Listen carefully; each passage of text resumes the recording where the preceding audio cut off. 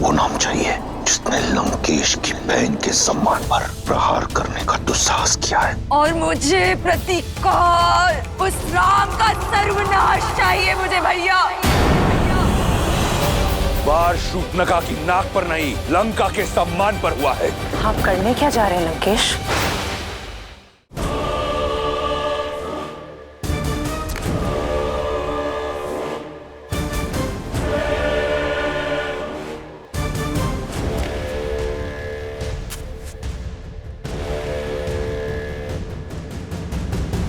भैया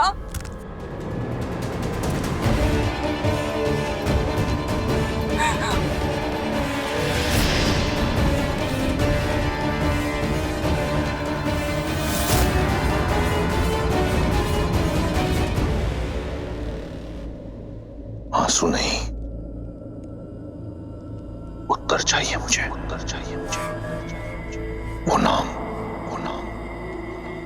चाहिए, वो नाम चाहिए जिसने लंकेश की बहन के सम्मान और लंका के स्वाभिमान पर प्रहार करने का दुस्साहस किया है।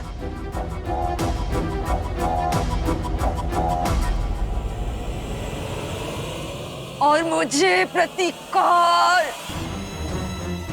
उस उद्दंडी का संहार, उस राम का सर्वनाश चाहिए मुझे भैया।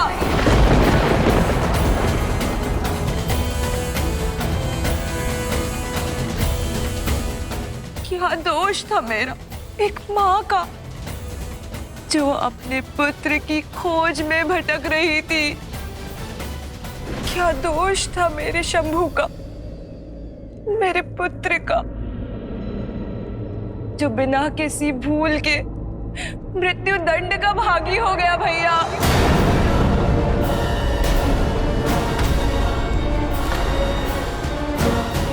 शंभू। हाँ भैया, मार डाला उन वनवासियों ने आपके लंकेश के भांजे को।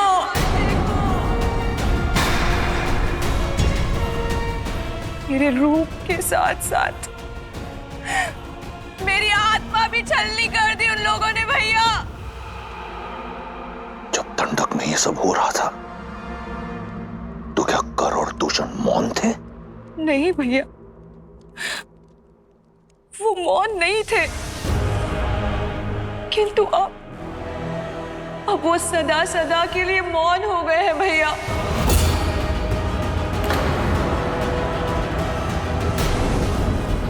जब खर और दूषण भैया इस पाप का कारण जानने उनके पास गए तो उन दुष्ट वनवासियों ने उनके साथ साथ हमारे 14,000 असुर संबंधियों का भी संहार कर दिया भैया।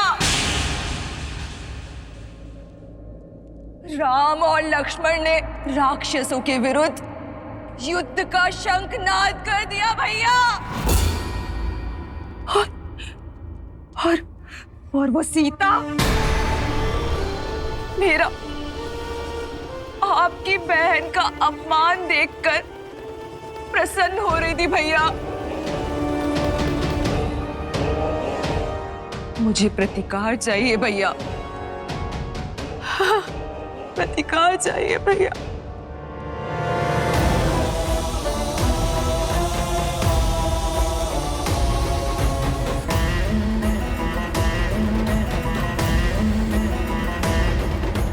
तुम्हें प्रतिकार से पहले उपचार की आवश्यकता है शूर्पणखा। इससे पहले कि तुम्हारे मन के घाव भरे, आवश्यक है कि तुम्हारे शरीर के घाव भरे।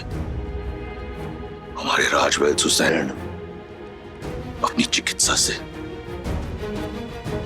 तुम्हारे रूप को पुनः लौटा देंगे।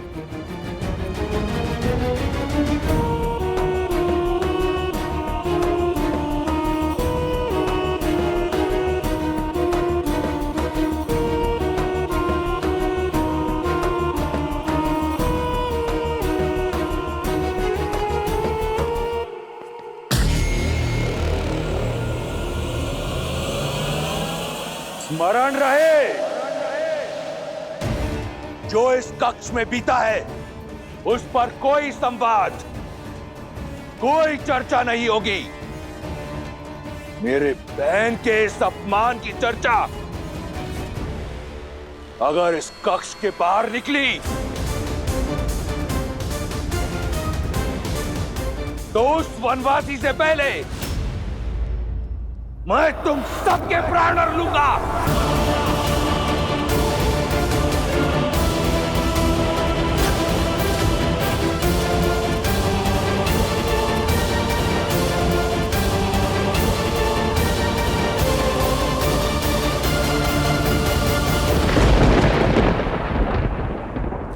तुम लंका के सर्वश्रेष्ठ गुप्तचर हो। मैं चाहता हूं कि तुम शीघ्र अतिशीघ्र दंडक जाओ और 3 वनवासियों के बारे में पता करो, राम, लक्ष्मण और सीता। वो उस वन में क्या कर रहे हैं, उनका उद्देश्य क्या है, मुझे सूक्ष्म विवरण चाहिए। मैं सब कुछ जानना चाहता हूं। जैसी आज्ञा लंकेश।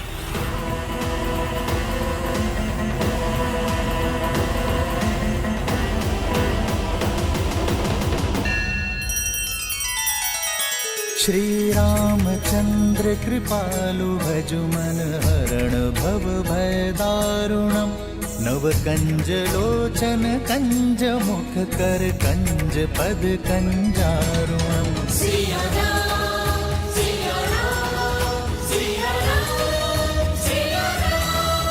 आदर्श और मर्यादा की है ये कथा महापावनम। काट मद श्री से मिला दे श्रीमद् रामायणम। श्रीमद् रामायणम।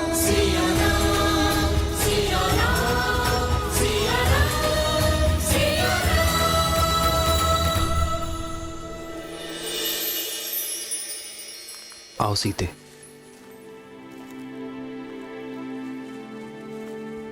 हम कहाँ जा रहे हैं आर्य? कल जो हुआ उसके बाद तुम्हारे मन में उपजे भय से मैं परिचित हूं सीते।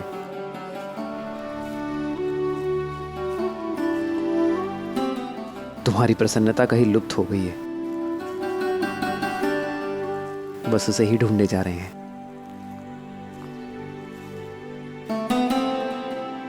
और मुझे विश्वास है कि अपनी सीते की प्रसन्नता में ढूंढ लूंगा। आओ।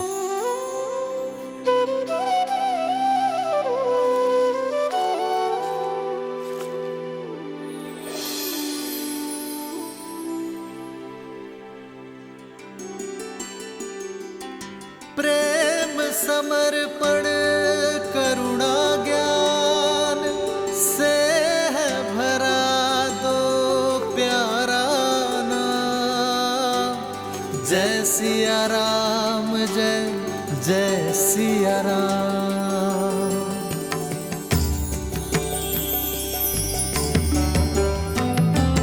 राम है लोचन सीता दृष्टि।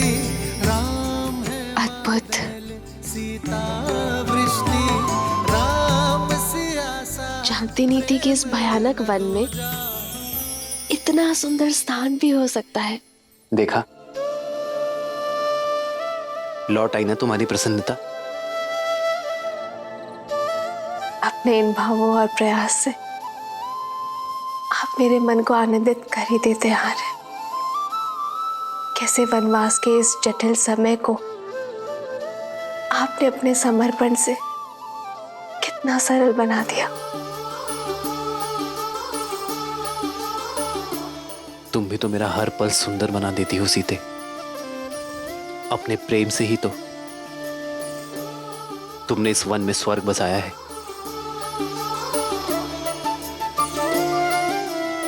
मेरा ये कर्तव्य है कि कभी कभी इस ऋण को चुकाने का प्रयास करो। जन्म जन्म का और वैसे भी सीते, संगम। जीवन छोटे छोटे पलों में तो बसता है। सीता हर क्षण भवधन। भविष्य की चिंता करने से श्रेष्ठ तो यही है एक है कि हम हर पल एक समय वर्तमान में आनंद को ढूंढे। है रूप तो दूजा दर्पण ठीक कहा आपने आर्य। लोचन मैं इस आज को, दृष्टि इस क्षण को, बादल इस प्रेम को सजो लेना चाहती हूँ जीवन भर के लिए।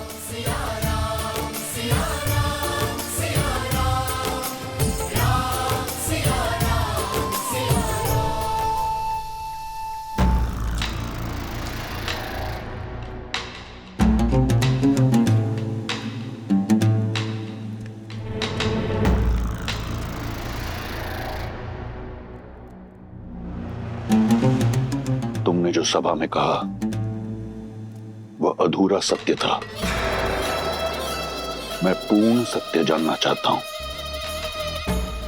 तुम्हारे साथ दंडक में क्या हुआ शूर्पणखा? सत्य ये है कि मैं आपको दिया हुआ अपना वचन पूर्ण करना चाहती थी भैया। संसार की हर सबसे सुंदर वस्तु का स्वामी है मेरा भाई, परंतु यदि संसार की सबसे सुंदर स्त्री उसके पास ना हो तो ये गर्व अधूरा है भैया। और उसी को पूर्ण करने के लिए मैं सीता के हरण के लिए गई थी और मेरा पुत्र शंभु मेरे इस उद्देश्य को पूर्ण करने के लिए मेरे साथ गया था, परंतु उस राम ने मेरे पुत्र के प्राण हर लिए और मुझसे मेरा मान। अपने भाई के लिए संसार की सबसे सुंदर स्त्री को लेने गई थी, परंतु अपना सौंदर्य खोकर लौट आई। किंतु मैं हार नहीं मानूंगी भैया। रूप गया तो क्या, परंतु मैं वचन नहीं जाने दूंगी। फिर से स्वस्थ होकर मैं फिर जाऊंगी, या तो उस राम का अंत करके सीता को अपने भाई लंकेश को सौंपूंगी, या तो फिर उसके हाथों मारी जाऊंगी। अपने भाई के आनंद के लिए कुछ भी करने को सज हूं मैं। तुम्हें कुछ करने की आवश्यकता नहीं। उस वनवासी के साथ क्या करना है वो मार्ग मैं निकालूंगा। लंका और लंकेश के सम्मान को पुनः लौटाने का केवल एक ही मार्ग है भैया, राम का वध और सीता का वरण।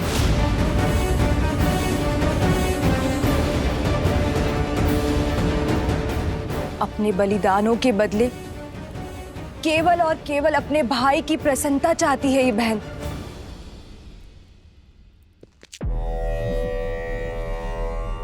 तुम्हें न्याय मिलेगा और लंका को उसके अपमान का प्रतिकार।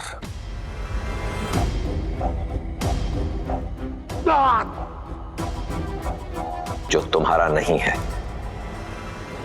उसे पाने की लालसा छोड़कर जो है उसी में संतुष्ट रहना सीखो।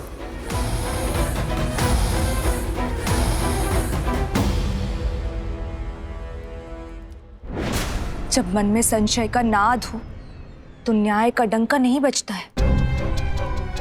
मैं जानती हूं भैया कि महादेव को दिए हुए वचन के कारण आप चिंतित हैं, परंतु अब तो वो भी आड़े नहीं आएगा भैया, क्योंकि अब आप सीता पर दृष्टि नहीं डाल रहे हैं, आप प्रतिशोध ले रहे हैं अपनी बहन और अपने वंश पे किए गए अपमान का। आपके पास उत्तर देने के लिए है महादेव को कि आपकी बहन पर जो अत्याचार हुआ है उसका दंड दे रहे हैं आप राम को, उसके प्राण लेके। एक अबला विधवा का उद्धार करने के लिए उससे विवाह किया। सीता लंका के स्वर्ण महलों में रहने के योग्य है, ना कि वन में दर दर भटकने के।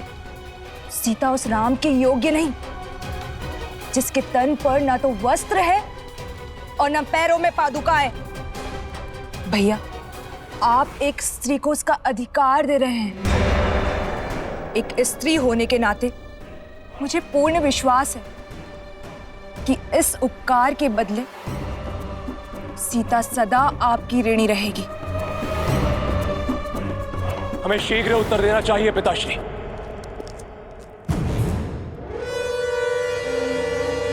ये प्रहार हमारी कुल की गरिमा पर हुआ है। हम इसका प्रतिशोध अवश्य लेंगे। अब आज्ञा दीजिए पिताश्री, मैं अभी इसी क्षण अपनी सेना को लेकर प्रस्थान करता हूं और राम को उसके किए का दंड देकर आता हूं।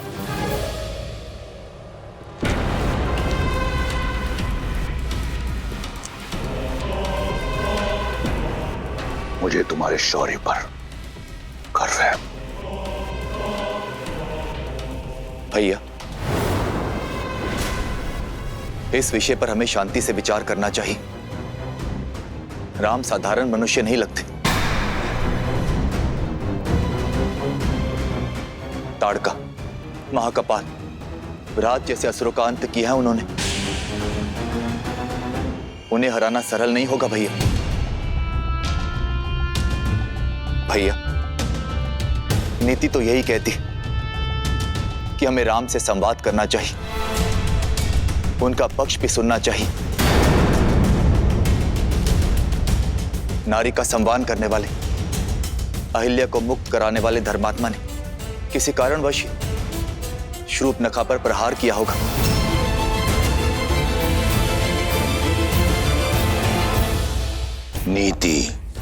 नीति ये नहीं कहती कि तुम उस राम को धर्मात्मा कहो। मूर्ख।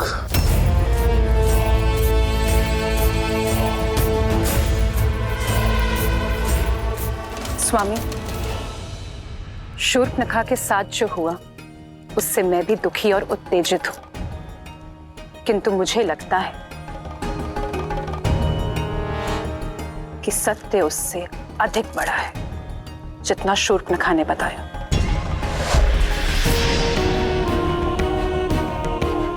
कई ऐसे प्रश्न हैं जिसका उत्तर ही नहीं है। श्रेष्ठ ये होगा कि अब सारी घटना का विस्तार से पता करें और फिर कोई निर्णय लें।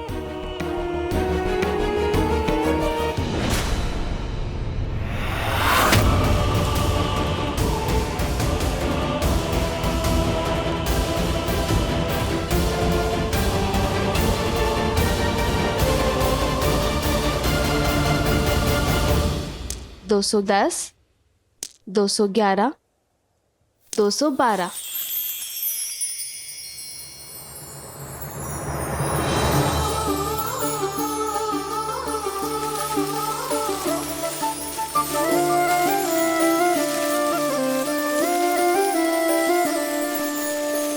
जन्म जन्म का है ये संगम, राम रतन सीता वैभव धन।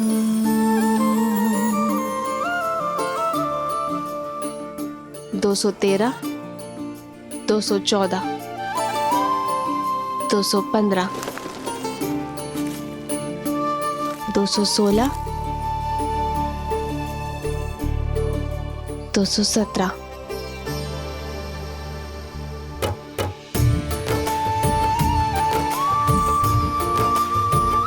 ऐसे किस विशेष कार्य में डूबी हो सीते कि इन सुंदर पुष्पों और राम को ही अनदेखा कर दिया? भविष्य में झांकने का प्रयास कर रही, गिन रही हूं कि हमारे वनवास में कितने दिन शेष हैं। कब माताओं भारत और शत्रुघ्न भैया और अपनी बहनों से मिल पाऊंगी। देखिए, वर्ष भर भी नहीं बचा। बस कुछ माह और फिर से अयोध्या की पावन माटी का स्पर्श होगा। फिर से मेरा भरत मेरी भुजाओं में होगा और फिर से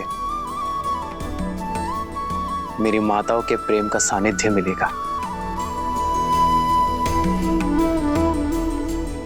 हाँ, आपके नेत्रों में तो सुख दिख रहा है, पर मेरे सुख में चिंता दिख रही है। क्या बात है सीते? क्या तुम अयोध्या जाकर प्रसन्न नहीं होगी?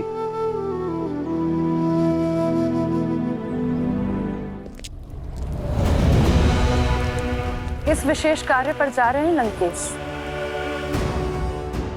अचानक कहां प्रस्थान कर रहे हैं? वार शूर्पणखा की नाक पर नहीं, लंका के सम्मान पर हुआ है। लंका और लंकेश के सम्मान को पुनः लौटाने जा रहा हूं। बिना सेना के उसके विरुद्ध लड़ने जा रहे हैं जिसने हमारे 14,000 राक्षस संबंधियों का संहार कर डाला। स्मरण रहे, तुम लंकेश, दशानन, रावण से बात कर रही हो। वो रावण काल जिसका दास है, जिसकी नाभि में अमृत का वास है। साधारण दिव्यास्त्रों से उस तुच्छ मनुष्य ने 14,000 राक्षसों का संहार किया होगा, परंतु 14 लोकों के स्वामी के समक्ष टिक नहीं पाएगा वो। महाबली गज भी एक छोटी सी चींटी के सामने धराशायी हो जाता है लंकेश। मत भूलिए कि आपके वरदान में मनुष्यों से अभेदान नहीं है। और वो कोई साधारण मनुष्य नहीं है लंकेश। श्रेष्ठ यही होगा कि आप मेघनाथ को साथ लेकर जाइए। आखेट पर श्वान को लेके जाया करते हैं मंदोदरी, सिंह को नहीं। मैं जिस कार्य के लिए जा रहा हूं उसके लिए मेघनाथ की आवश्यकता नहीं, उस श्वान की आवश्यकता है जिसे मैंने इस दिन के लिए पाला है। तो क्या आप युद्ध नहीं करेंगे? तुम्हारी बुद्धि भय से ग्रस्त हो चुकी है। जिस पहनेपन ने मुझे रिझाया था वो कम हो गया है मंदोदरी। अपने राज्य से निष्कासित 2 वनवासियों को लंकेश चुनौती देगा? नहीं। शठे शाठ्यम समाचरेत। जैसा देवता वैसी पूजा, जैसा कर्म वैसा प्रतिकार। उस वनवासी ने मेरी बहन के सम्मान पर प्रहार किया, अब मैं उसके सम्मान पर प्रहार करूंगा। उसने रावण के विरुद्ध अपना शीश उठाया है, मैं समस्त संसार के समक्ष उसके नेत्र झुका दूंगा। उसने ऋषियों की रक्षा का बीड़ा उठाया है, मैं उसे लज्जित कर दूंगा कि वो स्वयं के सम्मान की रक्षा नहीं कर पाया। अब ये युद्ध बाहुबल से नहीं, रणनीति से होगा। आप करने क्या जा रहे हैं लंकेश? हरण, हरण।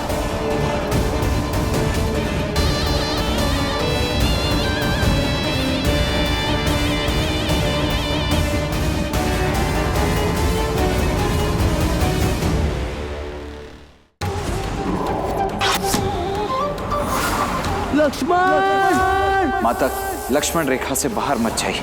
देखिए रावण के उस अधम अपराध को, जिसने लिखा श्री राम के हाथों उसके विनाश का अध्याय।